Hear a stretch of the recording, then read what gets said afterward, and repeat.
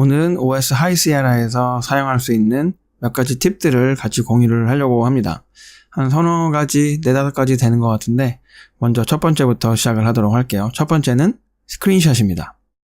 스크린샷은 총 두 가지로 나눌 수 있어요. 첫 번째는 전체 화면을 찍는 게 있고, 두 번째는 선택된 부분을 선택적으로 스크린샷을 찍을 수가 있습니다.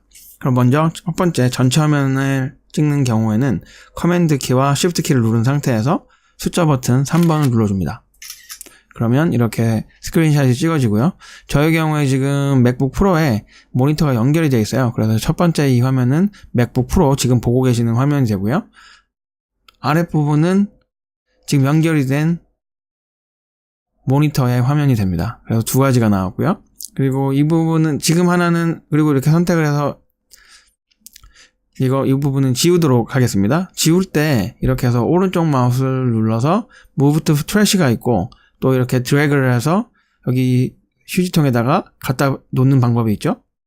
저가 쓰는 방법은 커맨드 키를 누르고 딜리트 키를 누릅니다. 그러면 바로 휴지통으로 이동을 하게 되죠. 그래서 커맨드 딜리트 키를 기억해 주시면 될 것 같습니다. 다음으로는 커맨드 4번을 이용을 한 부분적인 커맨드 시프트를 이용한 부분적 스크린샷이죠. 그 부분적 스크린샷을 찍기 위해서 화면을 불러오겠습니다. 지금 보이시는 부분을 제가 한번 스크린샷을 찍어 볼게요. 이렇게 해서 이렇게 드래그를 해서 놓으면 바로 이렇게 스크린샷이 찍어지죠. 보시면 202KB고요.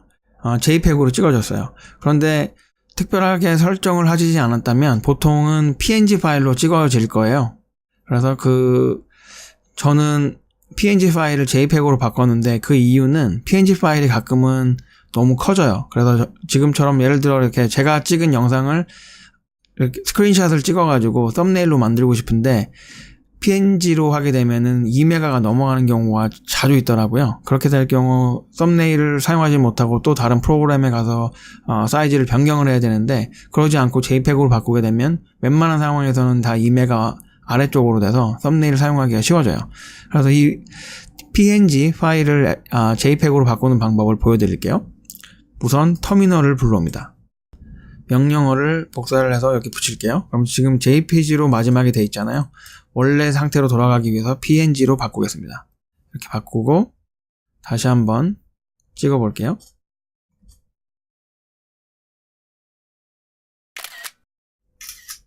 이번에는 PNG로 찍힌 게 보이시죠?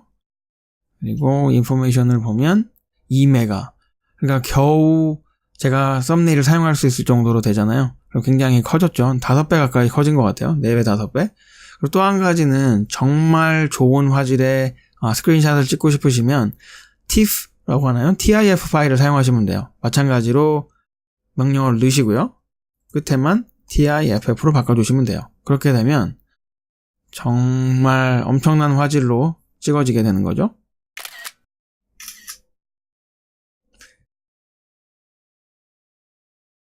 용량은 지금 보시는 것처럼 9메가가 넘어가게 되는 거죠. 근데 보통의 경우에 이렇게 클 필요가 없으니까 그냥 JPEG으로 사용을 하시고 JPEG으로 찍었는데 화질이 너무 떨어진다고 생각이 되면 그때 PNG 파일로 바꾸셔도 충분하다고 생각이 듭니다. 그래서 저는 다시 JPEG으로 변경을 하도록 할게요. 이렇게 두 번째하고 2-1까지 알아봤고요. 그러면 다음으로는 유튜브가 이렇게 켜져 있으니까 유튜브에 관련된 영상에 관련된 걸 한번 볼게요. 저는 자주 사파리 등을 이용을 해서 이렇게 유튜브를 보는데요. 유튜브를 보다가 또 다른 거를 보고 싶을 때 커맨드 T를 눌러서 탭을 누른 다음에 네이버 뉴스를 본다든가 할 수 있잖아요. 그런데 이렇게 되면은 네이버가 나와 있으니까 지금 유튜브 화면이 완전 가려지게 되잖아요. 그리고 예전에 제가 이 기능을 몰랐을 때는 그리고 기능이 생긴지도 그렇게 아주 오래되지도 않았기도 하지만 탭을 이렇게 드래그를 해서 바깥쪽으로 뺐어요. 빼고 이걸 움직이고 얘 사이즈를 줄이고 이런 식으로 해서 두 가지 화면을 활용을 했는데요. 이렇게 하지 않아도 되는 거죠. 다시 한번 해볼게요. 탭을 열고 네이버를 왔어요. 그런데 여전히 유튜브를 보고 싶다. 그러면 이 화면에다 대고 오른쪽 마우스를 눌러줍니다. 그리고 제가 이걸 하다가 우연치 않게 발견을 한 건데, 예를 들어 지금 화면에 커서를 갖다 대고 트랙패드에서 그냥 간단하게 그냥 오른쪽 마우스만 눌러요. 그러면 이런 화면이 나오거든요. 카피 비디오 URL을 한다던가 다른 화면이 나오고, 근데 그렇게 하지 않고 실제로 터치패드, 이 마우스패드를 꾹 눌러서 오른쪽 마우스를 한 번 더 누르게 되면 그제서야 이 화면이 나와요. 이렇게 보면 픽처 인 픽처가 되죠. 여기서 Enter Picture in Picture. 그러면 화면이 이렇게 나오게 되는 거죠. 그리고 제가 원하는 화면을 보고 할 수가 있고, 양쪽 끝에 모서리를 가져다 대면 화면 크기도 지울 수가 있어요. 물론 화면도 위치도 조정도 가능합니다.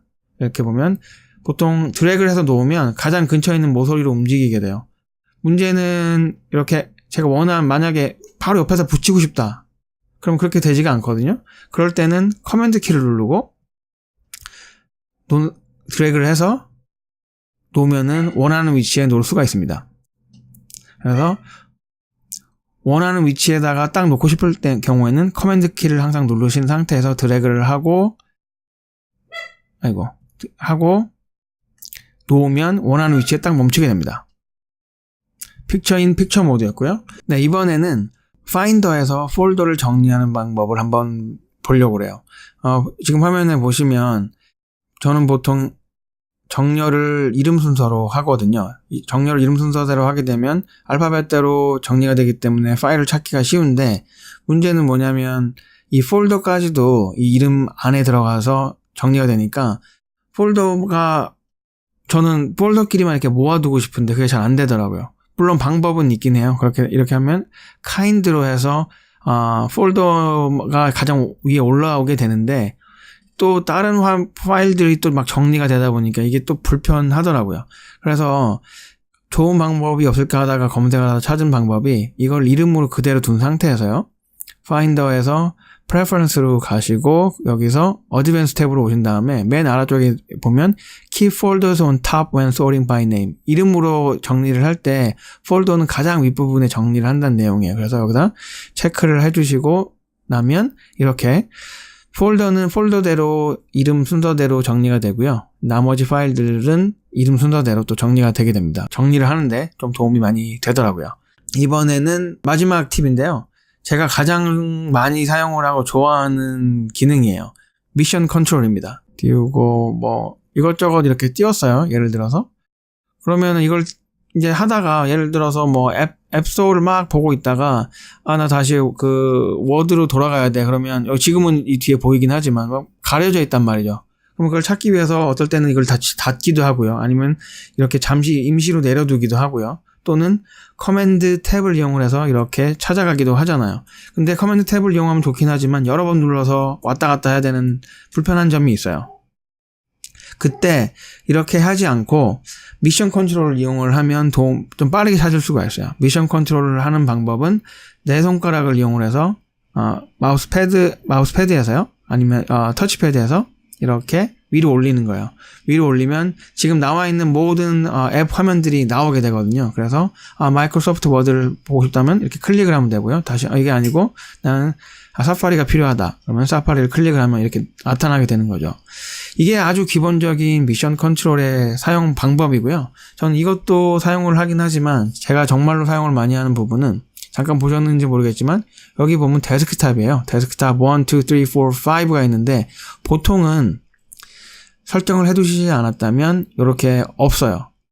이렇게 미션 컨트롤을 실행한 다음에 마우스를 위로 갖다 대면 화면이 이렇게 넓어지거든요. 그렇게 하고 나서 여기 플러스 버튼을 누르면 계속해서 데스크탑이 추가가 됩니다. 이렇게 추가를 한 상태에서 정리를 하면 좋죠. 저 같은 경우에 이제 이메일로 하는 일이 많다 보니까 이메일은 데스크탑 1에 그대로 두고, 두 번째는 마이크로소프트를 데스크탑에 두고, 그리고 스파티파이 이렇게 음악 듣는 프로는 데스크 3에 둬요. 또 사파리는 1번에 둘 수도 있고 옮길 수도 있겠죠. 그리고 아이튠도 음악 듣는 거니까 데스크 3번에 놔둬요. 이렇게 해두면 좀 공간을 활용하기가 되게 좋아지거든요. 이렇게 첫 번째는 일을 하면서 웹서핑도 해야 되니까 일에 관련된 이렇게 두 가지를 사용을 하다가 음악을 바꾸고 싶다든가 음악을 듣고 싶다 하면은 손가락 4개를 이용을 해서 이렇게 쓸어주면, 아니면 컨트롤 방향키를 눌러주면 데스크탑을 이렇게 왔다 갔다 하게 되거든요. 아, 나 음악 좀 바꿔야겠다라고 하면 이렇게 와서 스포티파이에서 음악을 뭐 딴 거 원하는 걸 틀고, 그리고 다시 일하는 곳으로 돌아와서 사용할 수가 있죠. 데스크탑의 또 장점은 뭐냐면, 이렇게 해서 지금 맥북 프로에 있는 데스크탑을 늘릴 수도 있고, 저의 경우에 지금 연결이 돼 있잖아요, 모니터에. 그러면 연결이 된 모니터의 데스크탑 역시도 여러 개로 늘릴 수가 있어요. 그래서 무궁무진하게 데스크탑을 늘릴 수가 있기 때문에 상당히, 특히 여러 가지 창을 띄워놓고 작업을 하시는 분들에게는 상당히 편하고 좋은 기능이더라고요. 그러면 이렇게 한 서너 가지 정도 제가 말씀을 드렸는데요. 뭐 몇 가지 팁들이 더 있긴 한데, 뭐 그냥 이거 신기하네 정도이고 자주 사용은 안 하게 되더라고요. 제가 사용을 하는 팁을 공유를 했고요. 여러분들께서도 사용하는 팁이 있는데 제가 여기 설명을 드리지 않았거나 이거 내가 써보니까 참 좋더라 하는 게 있으면 코멘트를 이용을 해서 좀 알려주시면 대단히 감사하겠습니다. 저는 오늘은 여기서 또 물러가도록 하고요. 다음에 또 좋은 팁이 생기면 또 공유를 하도록 하겠습니다. 감사합니다.